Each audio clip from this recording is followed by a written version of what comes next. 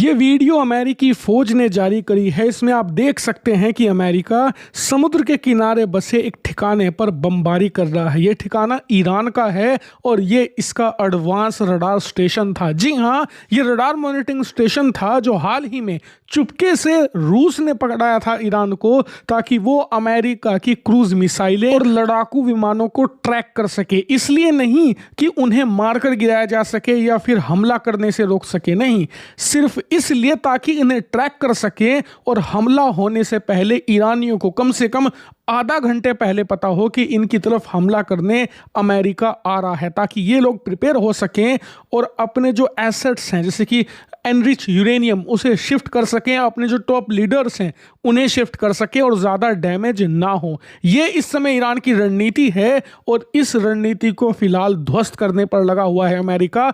लगातार across Iran ऐसे radar station ध्वस्त किए जा रहे हैं और इसके बदले ईरान भी चुप नहीं बैठा। आप स्क्रीन पर देखिए, ये वीडियो आई है बहरीन से। जी हाँ, कुवैत और बहरीन में इस समय ईरान की बमबारी हो रही है इन्हीं स्ट्राइक के बदले में, और इन हमलों में दोनों अरब देशों को अच्छा खासा नुकसान हो रहा है। लेकिन आश्चर्य की बात यह है कि ईरान ने पिछले कुछ हफ्तों में यह रणनीति में बदलाव किया है कि वो बड़े अरब देश जैसे कि यूएई और सऊदी इन्हें टारगेट नहीं कर रहा। छोटे देश जैसे कि कतर, कुवैत, बहरीन इन्हें निशाना बना रहा है। लेकिन इसी बीच एक रिपोर्ट ये भी आई है कि अमेरिका के हाथ इंटेलिजेंस लगी है कि सिर्फ रडार ही रूस ने नहीं दिए, इसके अलावा बहुत सारी ऐसी अटैक कैपेबिलिटी भी दी है ईरान को, जिससे कि वो अच्छा खासा नुकसान पहुंचा सके इन अमेरिकी सैन्य बेसों को जो कि अरब देशों में मौजूद है।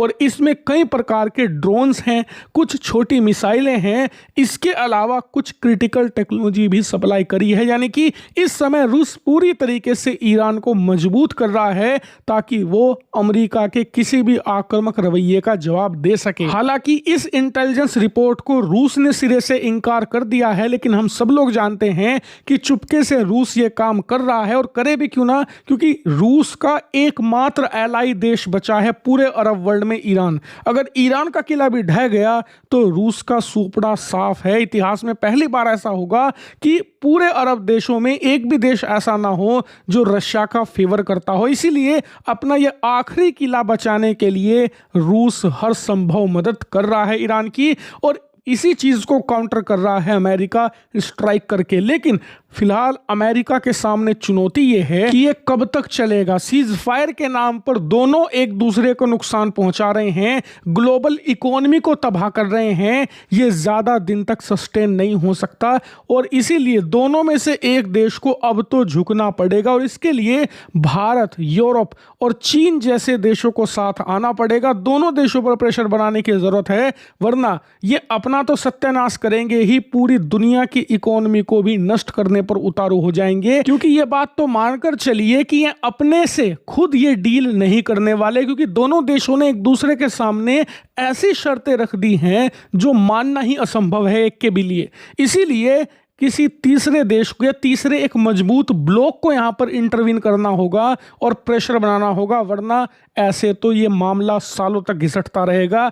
इसे खत्म करने की जरूरत है।